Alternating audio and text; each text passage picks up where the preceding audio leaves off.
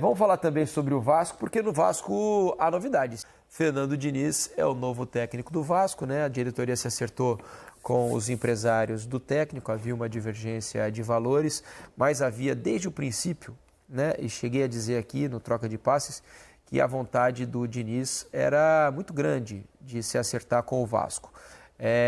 Tem até a informação de que o Diniz, quando soube do interesse do Vasco, não queria nem saber do salário. Né? Só que aí foi alertado pelos empresários dele. O Diniz queria acertar por qualquer valor. Aí foi alertado. Lembraram ele que existe um negócio chamado salário, quando o trabalhador assume Os empresários ali, o pessoal do staff do Diniz falou: ô Diniz, espera aí, não é assim, cara. É que você mudou de patamar. Tem um status no futebol brasileiro.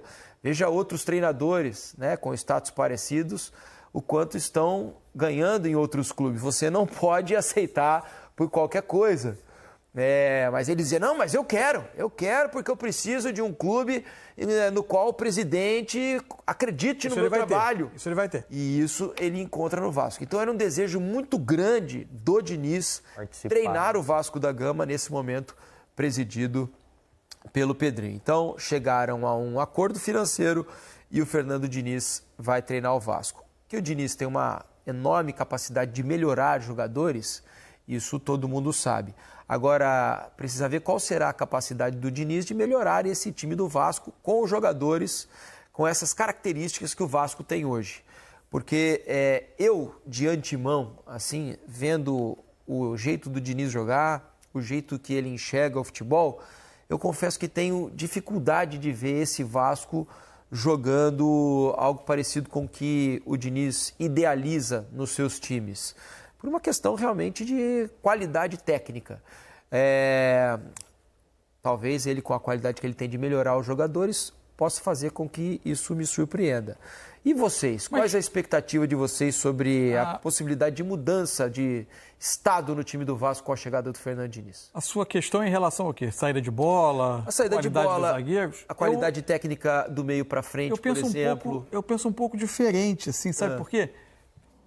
Para mim, uma das bases, um dos pilares do jogo do Diniz, ele está muito na capacidade da equipe, não de ter um trato refinado com a bola, mas dos jogadores entenderem a necessidade de oferecer opções próximas a quem tem a bola, e muitas opções. Então, do que ele parte do princípio, e eu tendo a concordar com essa premissa dele, ele entende que um jogador de futebol que passou por todo esse filtro dificílimo do futebol dele, da base, para chegar num clube do tamanho do Vasco, naturalmente ele tem a capacidade de pegar a bola e dar um passe daqui e ali. Desde que ele construiu as relações dentro do elenco que ele entende serem necessárias como base, inclusive relações humanas e relações pessoais, um espírito de solidariedade, de ajuda, para que se ofereçam essas opções de passe mais próximas, que esses jogadores terão, que inclusive o modelo tende a facilitar a vida de jogadores menos hábeis ou menos acostumados a ter estímulos para sair jogando com a bola pelo chão. Então, eu acho que a questão da qualidade do jogador não é uma questão assim, de inviabilizar o modelo do Diniz. O que muda com a qualidade do jogador, como muda em qualquer modelo que você utilizar, é que o teto do time será maior ou menor de acordo com a qualidade dos jogadores que o elenco tem. Isso vale para qualquer modelo, seja ele de bola longa, seja ele de saída pelo chão. Para mim, a grande notícia da história para o Diniz e para o Vasco, que o comando do clube, dessa vez, ao contrário do que foi na primeira escolha de treinador do ano, está alinhado com a ideia de quem vai comandar. Então, isso já tende a dar um respaldo maior e ter um pouco mais de paciência. E acho que a gente talvez veja o grande salto para o jeito de Diniz mais puro de jogar após a parada de meio de ano, quando ele vai ter um período maior para trabalhar. A minha única dúvida é se a escolha como projeto de carreira é a melhor para o Diniz. O Diniz sai de um período em que ele sai muito valorizado do Fluminense, do 2023 do Fluminense, muito valorizado, a ponto de a gente relevar um pouco a passagem da seleção, que nem tanto por responsabilidade dele, mas de quem contratou, né? Por fazer um período tão curto de 6 jogos, em que o modelo dele naturalmente precisava de mais coisa e ele não estava de corpo e alma naquele projeto. Mas a passagem do Fluminense acabou turvando aquilo. A gente não deu tanta atenção no balanço do 2023 do Diniz. Aí, 2024, o Fluminense tem muita dificuldade no início do ano. Ele pega o trabalho no Cruzeiro, onde as coisas também não caminham como se imaginava. O clube também não lhe dá respaldo. A permanência para 2025 parece ser um equívoco, porque o clube já não confiava e não tinha nenhuma convicção no trabalho dele e a saída é ruim. Então, ele, em tese, agora precisava de um trabalho que o recolocasse um técnico de ponta, né? Exato. O técnico de ponta ele continua sendo assim, mais um trabalho que se somasse aos melhores da sua carreira, né? Uhum. E eu não sei se no Vasco, com o nível de pressão e com o material humano que ele tem, se ele vai conseguir. Agora, pelo menos quem está comandando vai dar respaldo à implantação da forma de jogar dele porque acredita nela.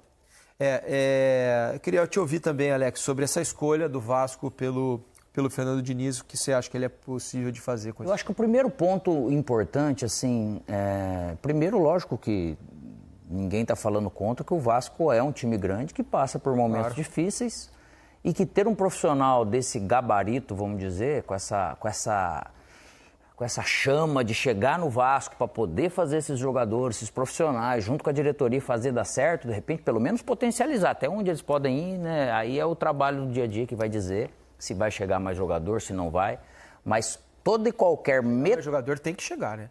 Não dá para ficar com esse time até então, o final.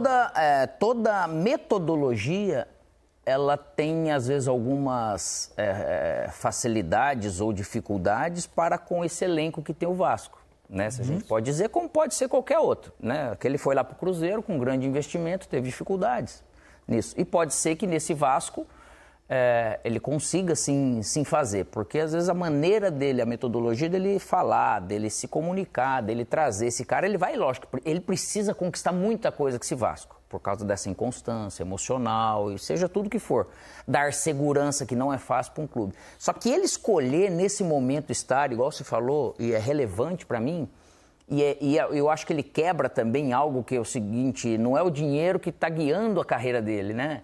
E sim é o propósito. Isso. E dentro desse propósito, ele se juntar ali com o Pedrinho, para tudo aquilo que eles pensam de futebol, eu acho que é um acerto para a torcida até do Vasco, de repente eles fazerem, né, de novo construir um tipo de atmosfera que venha.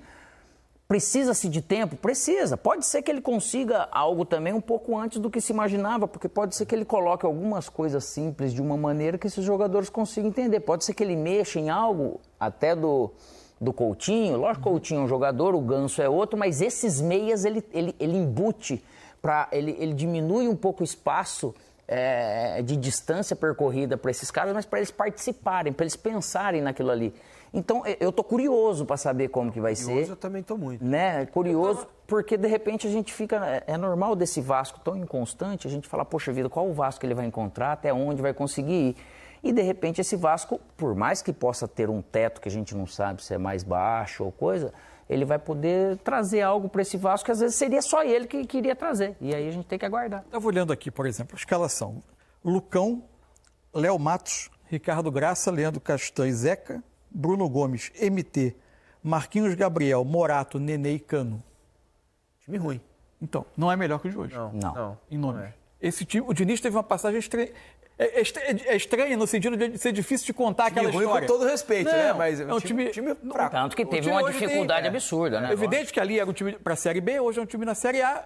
A necessidade de recursos é maior, hoje também o nível de dificuldade dos jogos é maior. Mas, enfim, é que o Diniz tem uma passagem no Vasco em 2021, eu digo estranha porque é uma história difícil de contar, porque ele assume o Vasco começa a fazer uma sequência de jogos, mas muito boa. É verdade. Tem um jogo com o Goiás, que o Vasco faz uma grande atuação, e depois tem uma sequência de jogos que o Vasco manda, um deles contra o CRB, e ele começa a tomar gol no último minuto. Tomou um contra o Guarani em Campinas. Eu estava por curiosidade passando em Campinas, estava no estádio. Você assistiu esse jogo? Aí eu assisti. Aí tem um pênalti. Tem um pênalti pro Vasco, o Cano bate. Isso. O goleiro do Guarani pega, e aí sai um escanteio. O escanteio já nos acréscimos, isso. Era 0-0 o jogo. Podia ter sido a vitória do Vasco 1-0 ali. Sai um escanteio, contra-ataque, é um atacante do Guarani chamado Pablo, arranca e faz o gol da vitória do Guarani. O Guarani decide o acesso na rodada seguinte com o Goiás e no brinco perde 2-0. Contando as derrotas dessa vida, né, que a gente tem... Eu estava lá por acaso. Não, tem uma sequência de 5 a 6 jogos que o Vasco joga muito bem com o Diniz. A passagem dele foi curta, mas joga muito bem. E eu escrevi no GE que naquele recorte o Vasco era o time que melhor jogava na Série B. Obviamente, imediatamente o Vasco começou tomou esses gols no último minuto e a coisa desandou em termos de rendimento. O Vasco perde um jogo que é muito lembrado para o Botafogo em São Januário por 4-0, onde ele praticamente sacramenta que ele não tinha mais chance, não subia. Obviamente eu virei meme na internet, né? Fui muito homenageado. Isso é bom. Fui muito homenageado. Mas o fato é que o que eu quero dizer é que ali ele conseguiu construir algo em pouco tempo parecido com a forma dele de jogar, com recursos que não me parecem muito acima de hoje, se é que são assim. Porque se você for olhar, esse time, ele tem uma característica técnica, né? E você pegar principalmente os volantes ali, que você pega Jair, você pega Tietê, como é que vai estar a relação dele com o Perninho? Será? Tá bem? Será que o Tietê? Acho que tá tranquilo. Então. Esse é um aspecto que vai ser... Paulinho, aí você tem Nuno, você tem Garré, você tem jogadores... Se pensar, ele tem jogado com o Matheus e com o Hugo Moura. Hugo Moura, não, tudo bem. Que são outras características. Só que todos esses atletas vão ter oportunidade de crescer, assim, de aprender algo com ele. Então, nesse meio que a gente falava, esses 5 volantes, vamos dizer assim, do Vasco, eles são bons, cara, eles são ótimos. O Ryan é um jogador que ele pode desenvolver muito. E o Vasco não conseguiu ter jogo, a não ser aquele início do estadual, que o estadual a gente pondera. Lembra que algumas ideias do Carille, nós falamos, pô, que legal, né, vindo. E não conseguia ter o controle com a bola no pé. Pode ser que isso comece a ter agora, mas a inconstância do Vasco dentro do jogo que ele também vai ter que trabalhar. Eu estou muito curioso. Porque ele tem jogadores para decidir, né? Lá na frente também, que isso é importante. Só que ele precisa de um mecanismo realmente para... Vamos ver como é que vai se sair o Vasco agora sob nova direção.